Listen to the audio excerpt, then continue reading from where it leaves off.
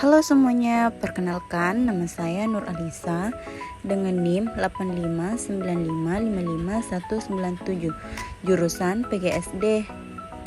Pada kesempatan kali ini, saya akan memaparkan hasil observasi tentang mengenai sebuah fenomena yang sering kita temukan di bangku sekolah. Studi kasus ini mengangkat tema gangguan belajar pada anak akibat pengaruh gadget. Melalui video ini, kita akan melihat bagaimana layar kecil di tangan anak-anak bisa berdampak besar pada masa depan akademik mereka. Mari kita simak pembahasannya. Seringkali kita begitu mudah memberi label pada anak itu malas atau tidak fokus atau kurang cerdas pada siswa yang sering mengantuk dan tertinggal di kelas. Namun, benarkah mereka tidak pintar? Faktanya, tidak. Di balik mata yang layu itu ada otak cerdas yang sedang kelelahan luar biasa akibat satu musuh tak terlihat, yaitu kecanduan bermain HP dan kebiasaan begadang di rumah. Kecanduan ini merusak jam tidur anak dan dampaknya langsung merusak fungsi belajar mereka di sekolah. Pertama, semangat belajar drop sejak jam pertama karena energi mereka habis. Kedua, nol partisipasi. Anak menjadi pasif, sering melamun, bahkan tertidur saat kerja kelompok. Dan ketiga, hasil akademik merosot tajam karena otak yang kurang tidur sulit menyimpan memori dan konsentrasi. Tapi Pak, saya ingin bertanya ini tentang Abel. Apakah aktivitasnya kayak misalnya dia kan sering main HP di rumah terbawa ke sekolah? Dia terbawa, mereka pada umumnya biasa mengantuk di sekolah. Untuk mendalami kasus ini, saya berkesempatan melakukan wawancara langsung dengan guru kelas yang mendampingi siswa tersebut setiap hari di sekolah. Dari hasil pembicaraan kami, guru mengkonfirmasi bahwa anak ini memang menunjukkan penurunan performa belajar yang sangat signifikan. Gejala yang paling sering muncul di kelas adalah siswa seringkali tidak mengumpulkan tugas yang diberikan.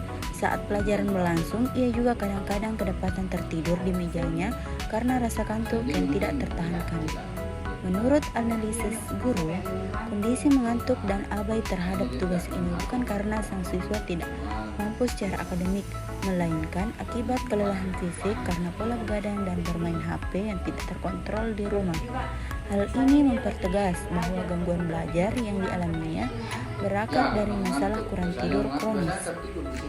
Baik, kali ini saya bersama dengan orang tua siswa atas nama Abel. Bagaimana Bu kebiasaannya Abel di rumah? Memang sering main HP? Tidak hanya dari sudut pandang guru, saya juga menemui pihak orang tua untuk melihat langsung bagaimana pola asuh dan kebiasaan anak di rumah.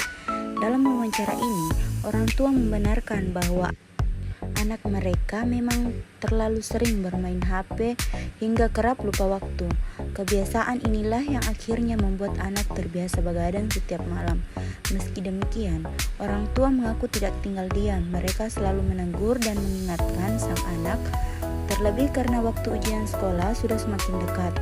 Orang tua terus meminta dan berharap agar anaknya bisa bersungguh-sungguh belajar, serta mengurangi waktu bermain HP demi masa depannya. Dari sini kita bisa melihat adanya mata rantai yang terputus. Orang tua sudah berusaha mengarahkan, namun keterlibatan anak kecanduan HP ini sudah terlalu kuat, sehingga butuh strategi penanganan yang lebih tegas dan konsisten. Masalah ini tidak akan selesai jika hanya memarahi anak. Perlu penanganan yang tepat dari tiga sisi. Yang pertama dari guru, berhenti menghakimi, pindahkan dulu siswa ke barisan depan dan libatkan mereka dalam aktivitas fisik di kelas agar tidak mengantuk.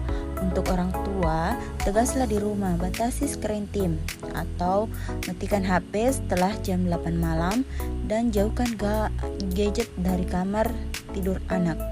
Dan untuk siswa, berikan edukasi agar mereka paham bahaya begadang dan mau berkomitmen menjaga disiplin tidurnya sendiri. Pelajaran berharga dari observasi ini adalah Perilaku buruk anak di sekolah seringkali merupakan cerminan dari pola asuh dan kebiasaan di rumah yang tidak terkontrol. Jangan buru-buru menghakimi hasil belajarnya. Mari perbaiki dulu pola hidupnya. Karena anak yang hebat lahir dari kerjasama erat antara guru yang peduli dan orang tua yang tegas. Terima kasih. Saya Nur Alisa. Sampai jumpa.